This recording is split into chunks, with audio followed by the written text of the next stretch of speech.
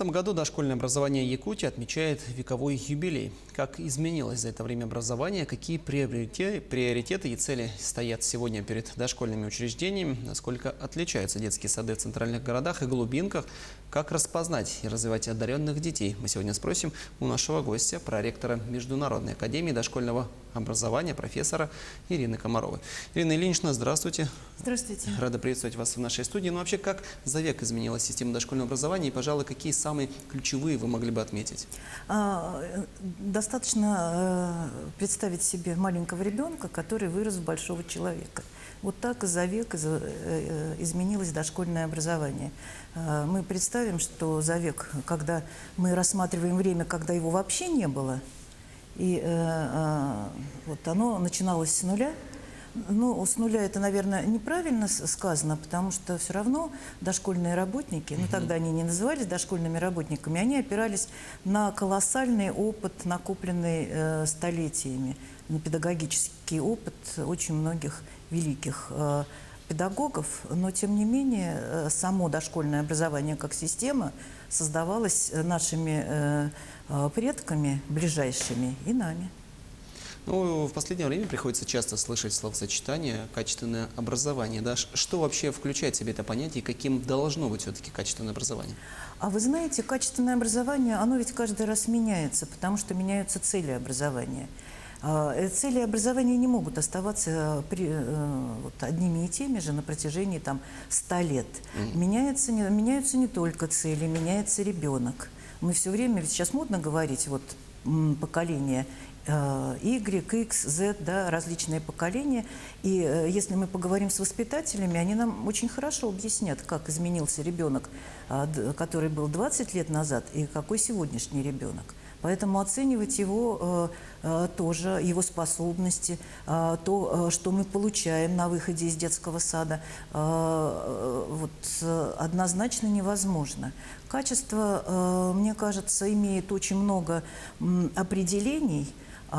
И сейчас ведется большая работа по исследованию того, что такое качество. Но я думаю, что до конца мы пока не пришли ни к тому, чтобы понять, что же такое качество дошкольного образования и что такое критерии качества дошкольного образования. Над этим работают многие страны мира.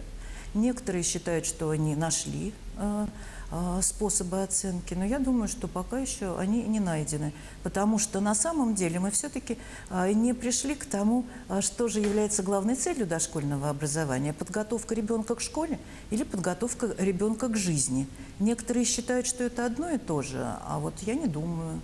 Потому что жизнь сейчас меняется, знания меняются, а программа школьная за этим не успевает. Не успевает подготовка педагогов, не успевает даже среда, потому что мы понимаем, что среда – это не только игрушки в группе, но это архитектура зданий, это кадры, это инфраструктура вообще детского сада. Поэтому вот как здесь определить качество дошкольного образования? Ну, а что сейчас вообще требуется от дошкольных работников? Ой, вы знаете, в качестве ключевых, скажем так, от дошкольных работников сегодня столько требуется, что ни один живой человек в здравом уме, в общем, не может это выполнить. Но главное, за что трясутся дошкольные работники, это чтобы ребенка вечером сдать здоровеньким, значит, и довольным родителям, чтобы он, не дай бог, никак не поранился. Потому что дошкольный работник в условиях колоссального размера групп часто, да, он отвечает персонально за жизнь и здоровье ребенка. А вот представьте себе, что со второго этажа, у вас это не такая проблема в Якутии, потому что очень много одноэтажных построек, где детские сады размещены. Со второго этажа нужно группу трехлеточек спустить вниз, а до этого ее все одеть в условиях сокращения количества воспитателей в группе. Действительно, да, я с вами соглашусь, но вот есть такое еще мнение о том, что некоторые родители жалуются, да, ну, каждый на разные причины, но они схожи. Одни говорят, что у нас в детском саду не проходит никаких дополнительных занятий, в том числе по привлечению родителей. Другие, наоборот, жалуются на то, что слишком часто их привлекают. Здесь ли есть какие-то критерии? Вот насколько часто можно и нужно привлекать родителей? Я-то вообще считаю, что родитель такой же участник процесса образования, как и воспитатель. Но мы воспитали поколение родителей, которые привыкли, что все заботы по образованию ребенка несет государство, ну и воспитатель как представитель государства. Поэтому родители очень часто требуют от воспитателя, не разобравшись, требуют от воспитателя больше, чем он им должен дать, и даже больше, чем он может дать. Но это не значит, что родители плохие. В Якутии вообще, как я заметила, взрослые детские сообщества, в которых участвуют родители, работают очень хорошо и очень активно. И поэтому нам нужно разделить вопрос. Понимаете, очень часто к родителям обращаются за какими-то вливаниями, да? Не хватает каких-то элементов именно вот в обеспечении образовательного процесса, и воспитатели обращаются, что нужно купить краски или там еще что-то нужно купить. Такие случаи бывают. И все зависит от, конечно, позиции родителя. Потому что иногда родителю, особенно у кого много детей, это трудно сделать. Ну, скажем прямо. То есть этот вопрос, который каждый раз нужно решать, как мне кажется, не в судебном порядке, а очень индивидуально. Потому что, знаете же, это правило психологии: улыбнись, и тебе улыбнутся в ответ, да?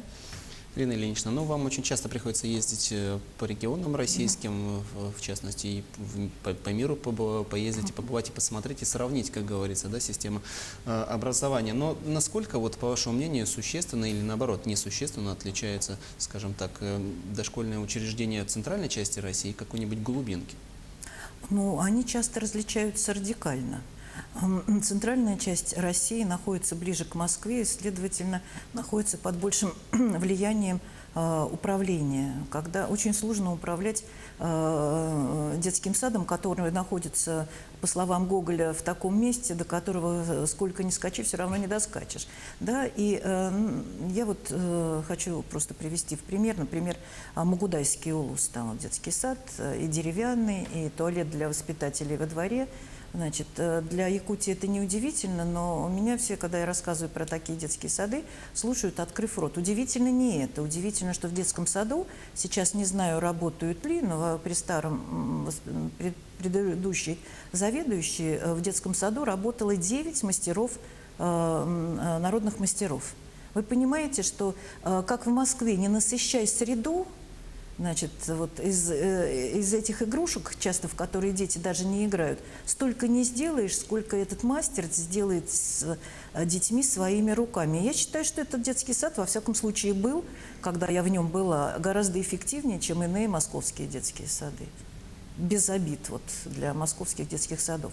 Поэтому все зависит от сердца воспитателя. Без чего может ребенок прожить? Как ни странно, он может прожить без игрушек, потому что с ним можно сделать игрушку из всего. Ребенок это хорошо умеет. А вот без чего не может ребенок прожить? Ребенок не может прожить без того, чтобы его каждый день воспитатель не обнял и не сказал, какой он хороший и как его любят. А когда у тебя группа в 40 человек, как тебе обнять каждого? Ну да, задача сложная. Но вот по вашему мнению, вот если в целом говорить, дошкольное образование вообще соответствует понятию вот этому, о котором мы с вами говорили, качественного образования? Соответствует даже больше, чем думают руководители, которые все время ругают дошкольное образование. Потому что на самом деле дошкольный работник, я имею в виду воспитателя и тех людей, которые работают в детском саду. Раньше, вот в Москве, во всяком случае, это была и уборщица, и нянечка. Сейчас этот контингент постепенно вытесняется из детского сада наемными работниками, которые не относятся к воспитательному коллективу, да? Значит, таким образом все-таки размывается вот эта воспитательная среда в детском саду. Но, тем не менее, хочу отметить, что воспитатель – это вот профессия от Бога. Потому что в тот период, когда в 90-е было не очень удачное для страны время, многие несли с работы домой. Что делали воспитатели? Они несли из дома на работу. То есть делали из невозможного. Тогда и в московских детских садах использовались самые невероятные, значит, обрывки бумаги для того, чтобы что-то сделать с ребенком. То есть это очень преданное детству когорта просто служителей детства, я бы сказала. Ну вот хотелось бы поговорить и об одаренных детях. Вообще, вот как родителям, воспитателям распознать, что их дети способны А к самый чему-то? И правильный... самое главное же, как развивать это в дальнейшем. Вы знаете, вам просто очень на редкость повезло, потому что у вас вся инфраструктура уже под это заточена. И недавно, вот в прошлом году, в конце прошлого года, Якутия выиграла по конкурс Агентства стратегических инициатив по одной из лучших в стране практик образовательных, вот как раз, которая касается работы с одаренными. Значит, обычно родители недооценивают, что их ребенок одарен. Вот это самая большая беда. И поэтому я-то рекомендую исходить из того, что все дети одарены. Объясню почему. Вот что они получают в дар от родителей?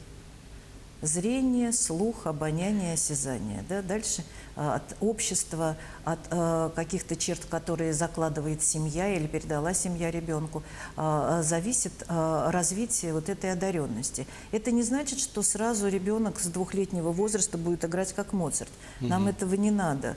Более того, даже не очень важно выяснять, какое именно направление одаренности ребенка. Это очень быстро всплывает само. Это может даже не очень образованный родитель, но который любит ребенка, сам наблюдать. Значит, главное идти за слышать голос ребенка, то есть понимать, что он хочет донести, и понимать, прислушиваться к нему, уважать мнение ребенка. Потому что очень часто мы думаем, да что он там может понимать, такой малец. Но, как правило, вот, любой, у кого есть маленькие дети, он может привести сотню примеров, когда ребенок очень четко выражает свою волю, свои приоритеты, просто им нужно помогать. У вас есть система такой помощи практически во всех детских садах. Вот, не могу лишний раз не отметить деятельность вашего первого президента, который разработал фактически систему и создал ее, и внедрил ее. Это «Рисуем вместе», «Музыка для всех», «Шахматы детям». И сейчас эта система развивается, она служит очень хорошим подспорьем для развития одаренности.